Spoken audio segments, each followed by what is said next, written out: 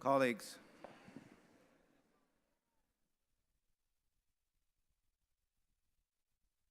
it's a tremendous honor for me to introduce to you our next guest, Luis Gruber, one of the most committed and courageous teacher unionists anywhere in the world. Luis is president of the Colombian Federation of Educators, FECODE. By far the largest union in Colombia, FECODE represents more than 300,000 teachers and education workers across the country. For many years now, Colombia has been the most dangerous country in the world for trade unionists. Above all, it's the most dangerous country in the world for teacher trade unionists. Here's some disturbing statistics from a study by Education International. Between 1999 and 2005, 1,174 trade unionists were murdered worldwide. The vast majority of them, 816, were in Colombia. And the most shocking part is that more than half, 416, and I'm just saying this, were teachers who were killed because they stood by their union, their members, their students, and their rights. This is the kind of murderous situation that Luis and the colleagues confront on a daily basis. In the past year alone, 12 teachers have been killed. And while the number of assassinations is shocking, that's only the part of the violence that they face. Forced disappearance, arbitrary imprisonment, and physical attacks, including torture, are commonplace. Repeated death threats cause many members to flee their homes, their jobs, and sometimes going into internal exile or sanctuary abroad. A new phenomenon is systematic and widespread extortion of teachers' salaries upon threats of death or violence to family members. Exasperating the problem is the impunity enjoyed by the perpetrators of this violence. Virtually no one is ever arrested for murders or other crimes committed against trade unionists in Colombia. The National Union Confederation says that in over 97% of the assassinations, nobody has ever been convicted.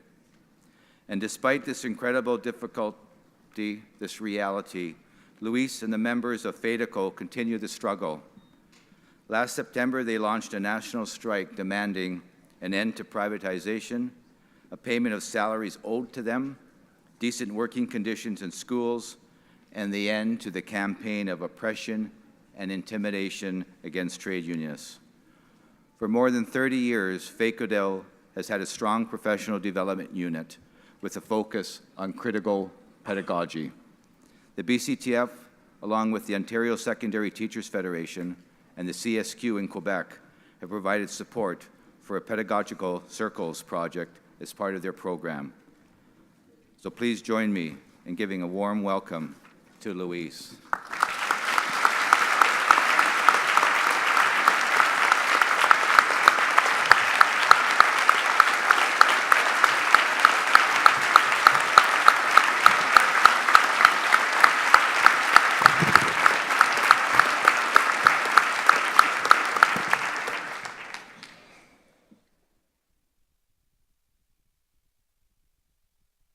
Primero agradecerle a la BCTF, a Jim, por la oportunidad de dirigirnos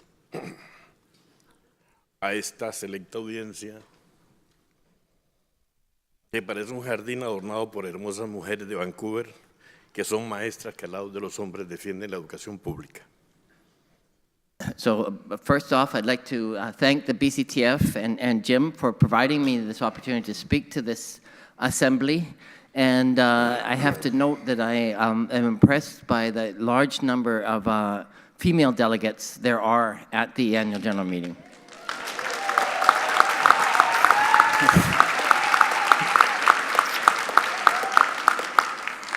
A Larry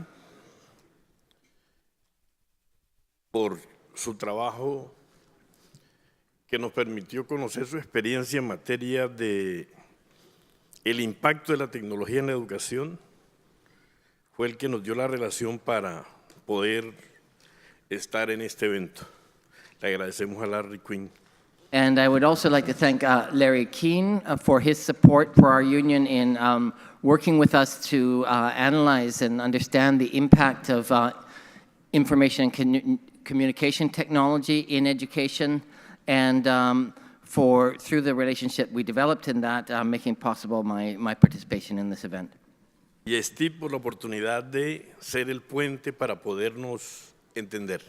And Steve for being the bridge that makes it possible for you to understand me and me you.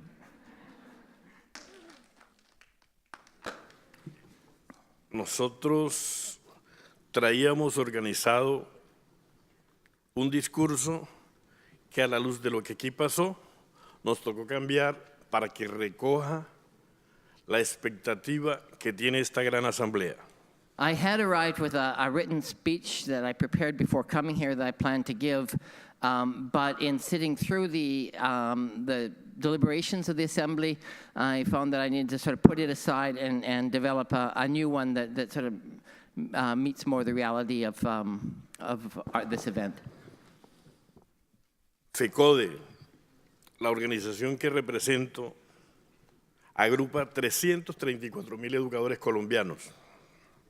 So FECODE, the organization I represent, represents 334,000 educators in Colombia. Y tiene compromiso con el pueblo colombiano para buscar la satisfacción plena de las expectativas educativas que hoy las pone en peligro el modelo neoliberal, el cual es una receta que se pasea por el mundo con la misma formulación. And we have a commitment with the Colombian people to struggle for both to defend and advance the kind of education, public education, that our people need, which is today been facing threats for the same sort of worldwide thrust towards privatization of public education. El modelo neoliberal se caracteriza por mercantilizar los derechos, es decir, el derecho a la educación, el derecho a la salud, el derecho al trabajo, lo convierten en una mercancía, y nosotros los educadores luchamos porque la educación sea reconocida como un derecho fundamental de la niñez y la juventud de nuestros pueblos. So the neoliberal model tends to commodify social rights.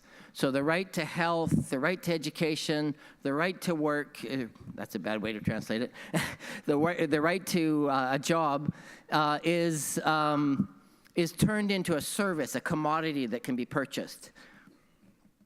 Ellos, al mercantilizar, la llaman, la educación es un servicio, incluso la llaman servicio fundamental. And so they turn what are rights, what are recognized rights of every person, into services. Sometimes they call them essential services, but they're still services.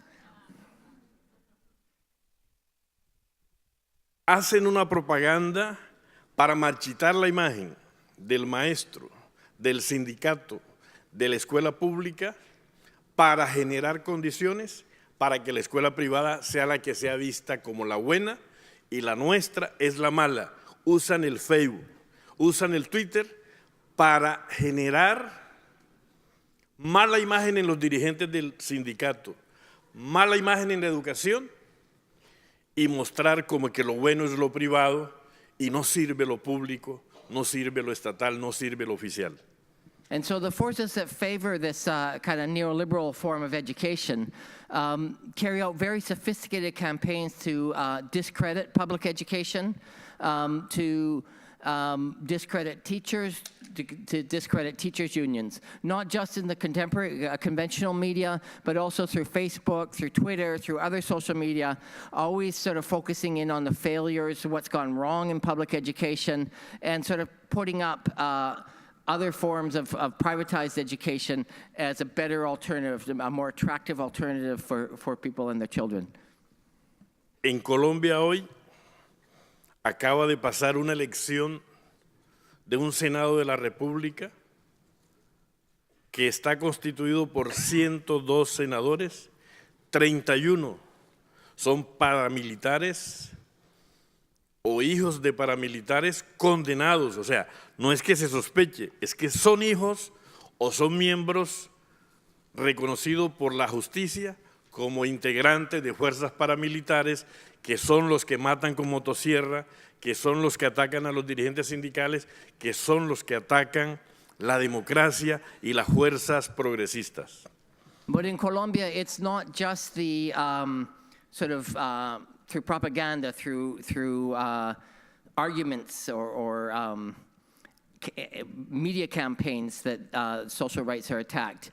We had elections last week in Colombia, congressional elections, and of the 102 senators that were to be elected in the Senate, 31 of them, the people elected, are either children or spouses of paramilitary death squad leaders. And we're not talking speculation that we think they're linked to them. These are paramilitary leaders that are in the prisons. And their close associates, their children, their close relatives are now controlling about a third of the Senate. These are the people that assassinate union leaders. These are the people that kill with chainsaws.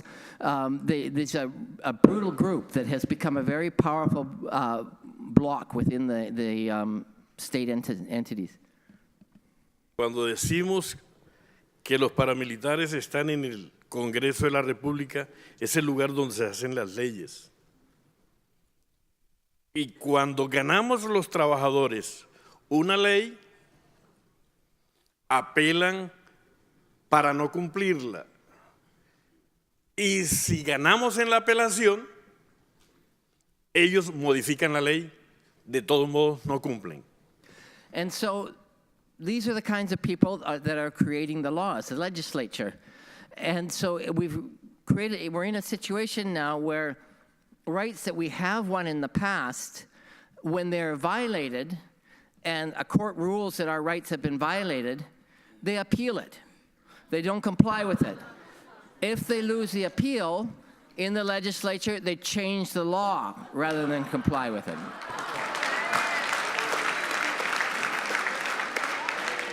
Pero allá utilizan otros métodos, más allá de la ley.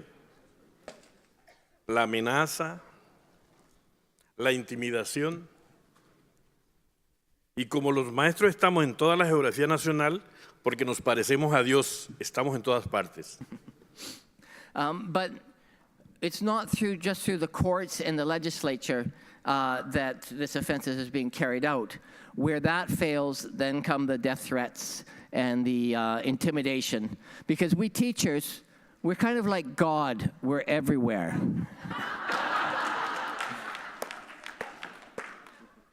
A pesar de que nos han matado, nos han amenazado, nos han desaparecido, nos han exilado, FECODE sigue defendiendo la educación como un derecho. Despite the fact that they have killed us, they have threatened us, they have attacked us, FECODE continues strong in defending both our rights and the rights of our students.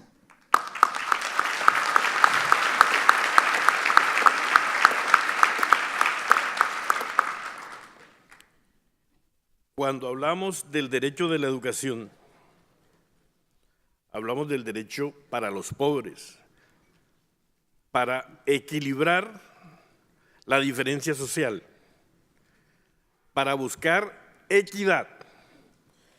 Y en eso decimos el derecho a la salud, el derecho a la educación, el derecho al trabajo son fundamentales y en el espacio de nosotros, el de la educación,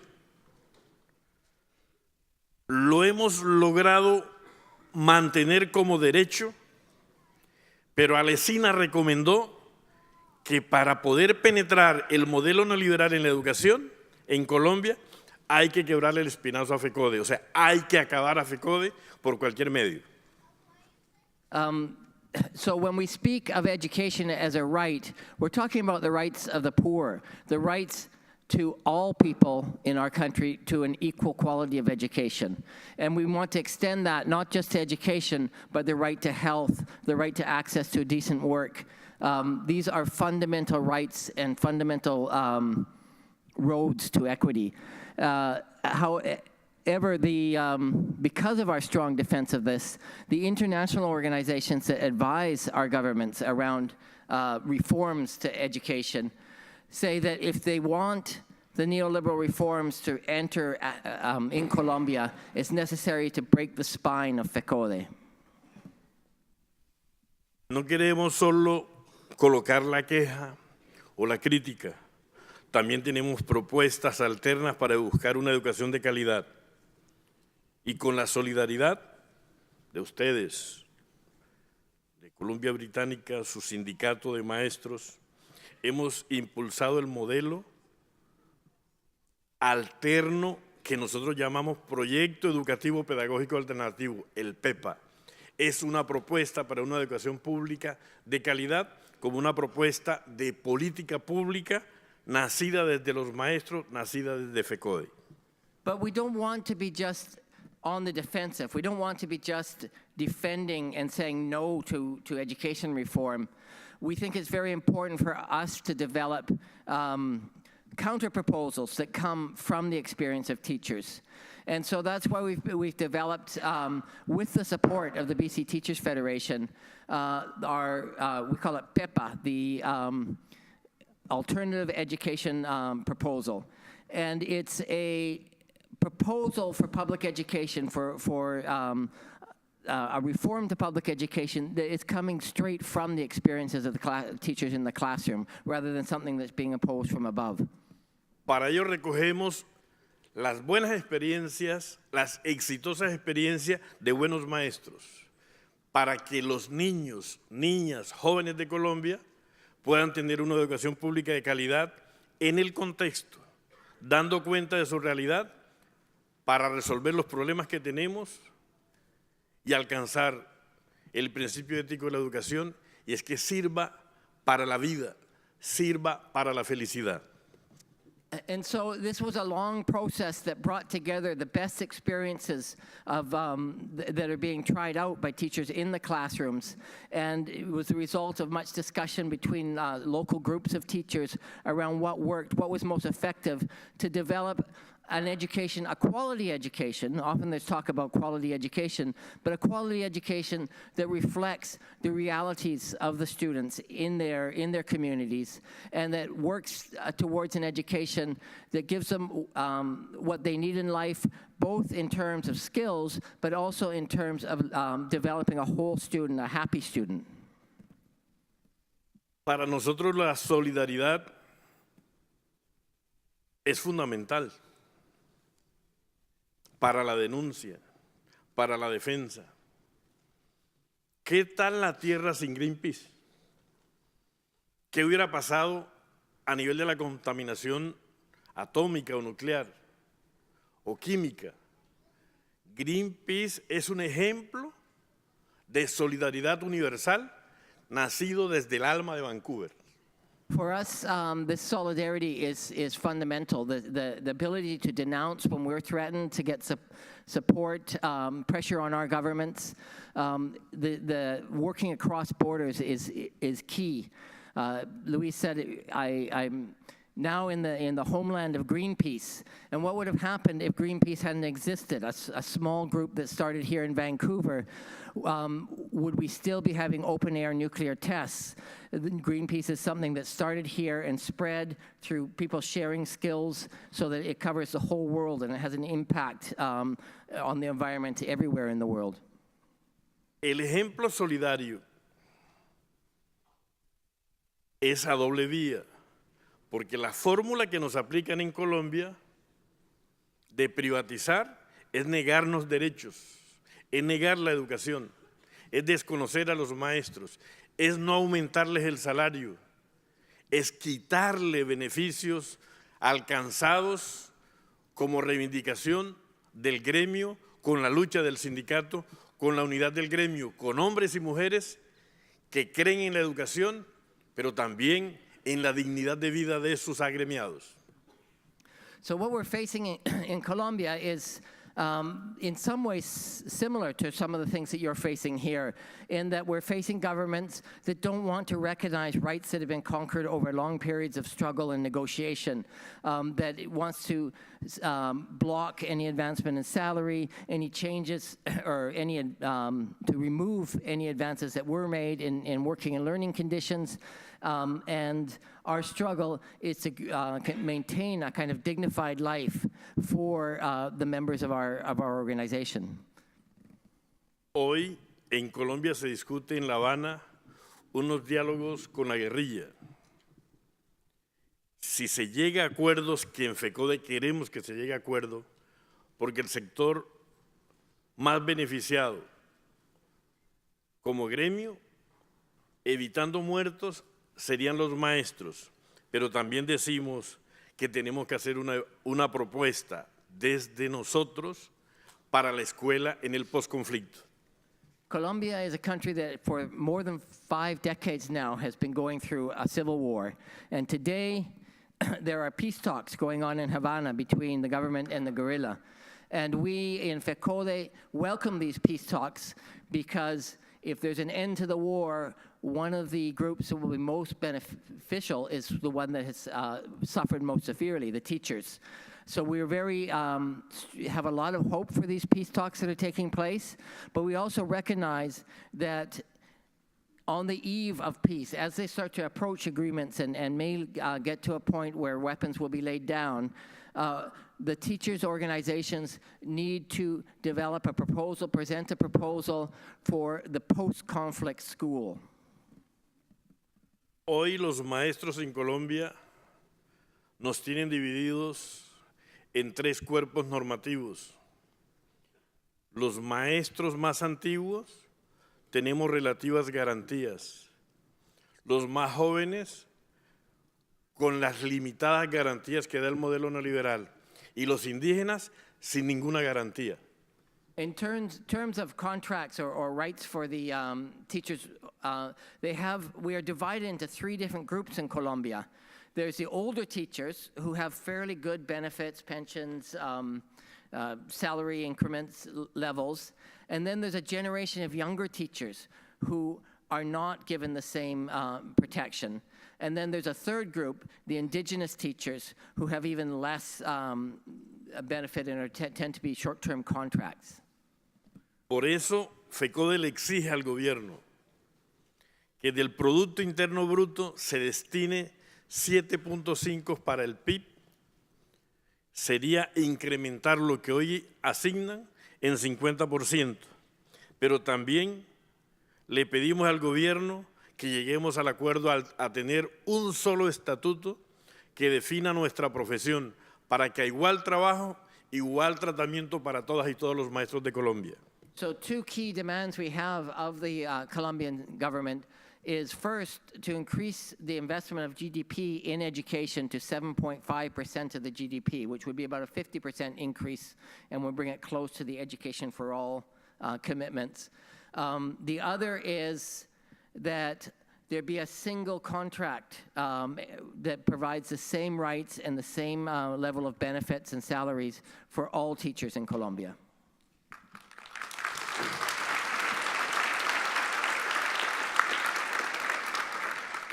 Cuando hablamos de la escuela en el posconflicto, soñamos con la paz. Y en ese sueño imaginamos a los niños, hijos del guerrillero, hijos del soldado, hijos del maestro, estudiando juntos. And when we talk about the post-conflict school, we're dreaming of peace. And in that dream, we see schools where the children of the guerrillas, the children of the soldiers, the children of the teachers are all together in one classroom. Pero ahí va a haber conductas de resentimientos, de odios, y eso requiere que la escuela en el posconflicto tiene unas necesidades de un personal especializado en manejo de conductas, pero también en el día estarán los niños y jóvenes y esos hombres que siempre han hecho la guerra hace 20, 30, 40 años, cuando vengan a la ciudad, tienen que llegar también a la escuela para aprender a hacer un oficio distinto, a hacer tiros, distinto a hacer la guerra y que ayuden a construir el tejido social. But of course, it's logical that after such a long period of such tremendous violence, there's going to be a lot of resentment among the children of the different groups. And so this is why we're incorporating into the post-conflict school proposals sort of psychosocial teams that attend to the schools, that help deal with the kind of conflicts that are going to come out of mixing kids from the different sides.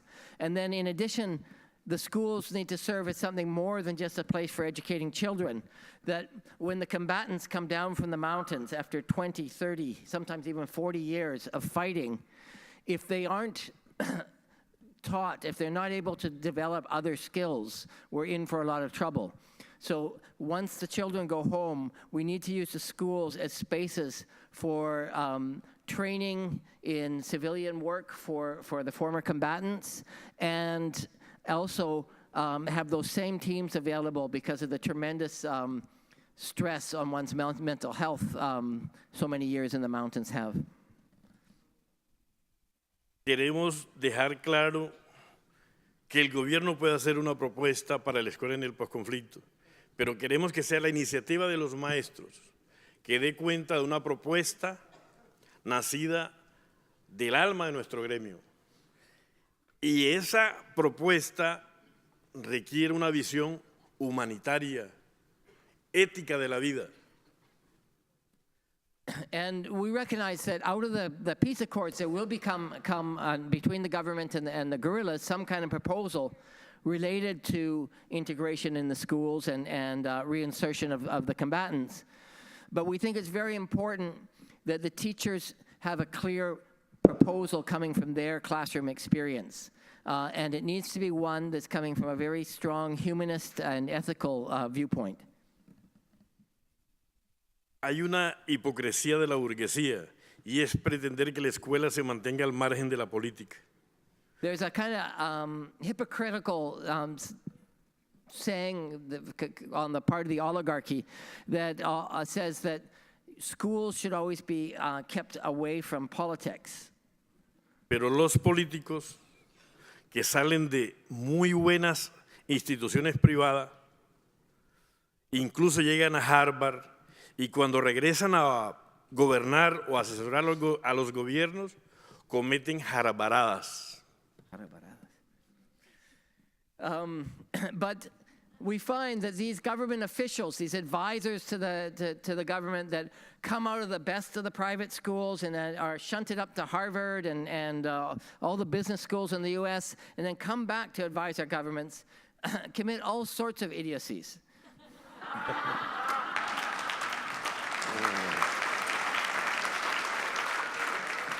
En FECODE hemos aprendido algo. Solo la unidad del gremio da la fortaleza. La unidad en la diversidad no es que todos pensemos igual. Eso no es humano. Es en el respeto de la diferencia, la unidad sea una. La defensa de nuestros intereses, la defensa de la educación como derecho, y solo con la movilización avanzaremos positivamente en la negociación. And in FECODE, we've always had the slogan that only unity gives us force, gives us strength. But we have to recognize that it is a unity in diversity, that we have many different currents within our union, different opinions, but we're all united in the idea that the way forward is what makes our organization strong, what defends the interests of our workers, and what makes public education strong. La lucha contra el modelo neoliberal no tiene fronteras. Escuchándolos a ustedes, encuentro que la fórmula es exactamente igual. La diferencia es que ustedes no tienen paramilitares. So the struggle against these neoliberal policies in education, this wave of neoliberal policies that's sweeping the globe, is international. In listening to the proceedings of this annual general meeting, I've come to the conclusion that many of the things that you face are the same as what we face, only you don't have paramilitaries.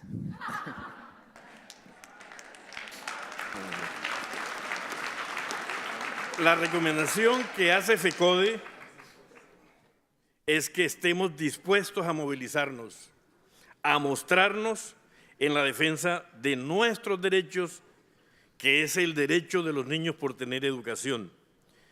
Y eso lo hacemos impulsando el movimiento pedagógico, enfrentando la política neoliberal para evitar que sigan marchitando lo público con propaganda, para evitar que sigan deteriorando la imagen de nuestras organizaciones sindicales, porque esa es la puerta de entrada al modelo privatizador.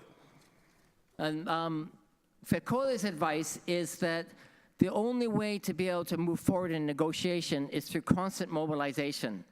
And that's not just through labor actions, but mobilizations, counter-proposals, also in the pedagogical area. That teachers' organizations are seen to be making creative and important contributions to making education more effective, more reflective of the needs of students, and the needs of students, not of corporations, in a way that serves to counter the trying to think of the English word, the discrediting campaign that goes on about public education and about teachers' organizations. You always need to be coming out with counter-proposals, effective counter-proposals, both on the labor front and on the pedagogical front. Finalizo mi intervención con una consigna. Dure lo que dure, cueste lo que cueste. Si luchamos como hermanos, al neoliberalismo derrotamos. And I will finish also with a slogan. See how it goes in English.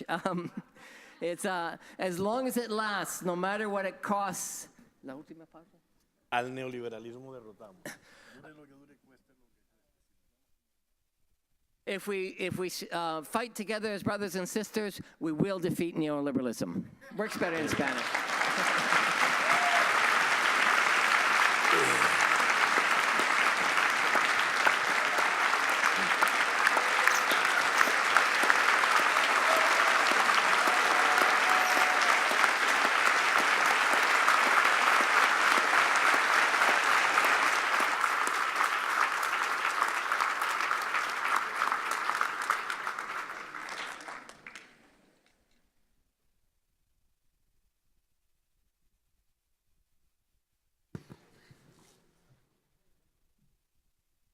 Luis, on behalf of all our delegates here at the annual general meeting and our members of the BCTF, we just want to thank you for taking the time to come to our annual general meeting, sharing your experience and wisdom, and most importantly, your solidarity. Delegates will not forget this day, sharing the challenges that you face and your teachers face, and also recognizing that we are engaged in the same struggle to fight neoliberal policies and make sure we all have the equal access for all of us for quality public education and public services. And we have a lot of similarities with our governments, especially when you talked about the courts and the appeals and then pass a law when they don't get their way. But we're fortunate here in British Columbia that we don't have to face as you acknowledge the paramilitary and the threats and the deaths. And so your struggle, what you do and what your members do, is an inspiration for us and the importance of our solidarity together and the importance of why we have to stand up and continue the struggle for all our students, for all our members, our teachers, and working people.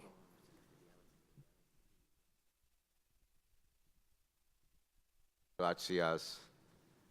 Viva FECODE and viva la international solidarity.